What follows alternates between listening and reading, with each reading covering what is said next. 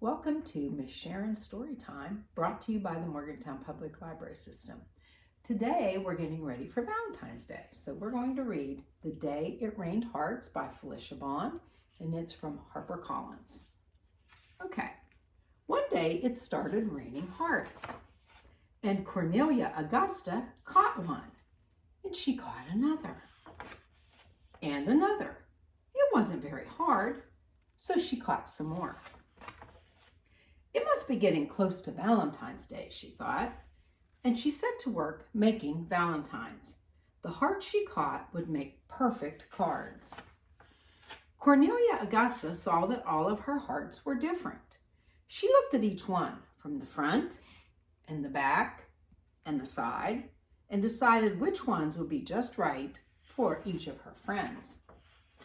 She found 7 that were more or less alike and strung them together with a needle and thread. I know just the right person for this one, she thought.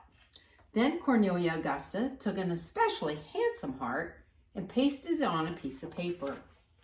In the center of the heart, she glued a cotton ball, one that was very white and very soft.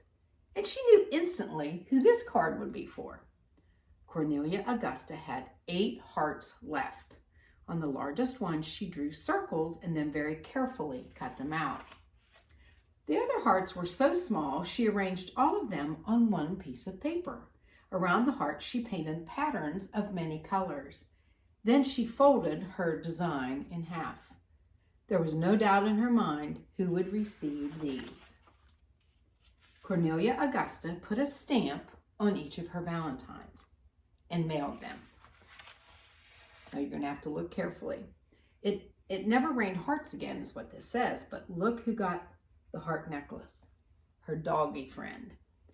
Not where Cornelia Augusta lived anyway, so it didn't rain hearts again. But look, here's another friend, and it's Mousy, and she gave him the valentine with the heart, with the holes in it. Okay? And it says, but it didn't matter. And there's the turtle friend with his card, because next year, and there's the bunny, and the next, and all the years after that, Cornelia Augustus found other ways to make valentines. And look, she put valentines on all the trees. Isn't that cute? Okay, and as you see here, next week we'll be doing Click, Clack, Moo, I Love You. And if you stop by the library to pick up a packet, I'd like to show you what's in it. First of all, you'll get this Valentine house with all these Valentine stickers to decorate your house with. Those are really cool.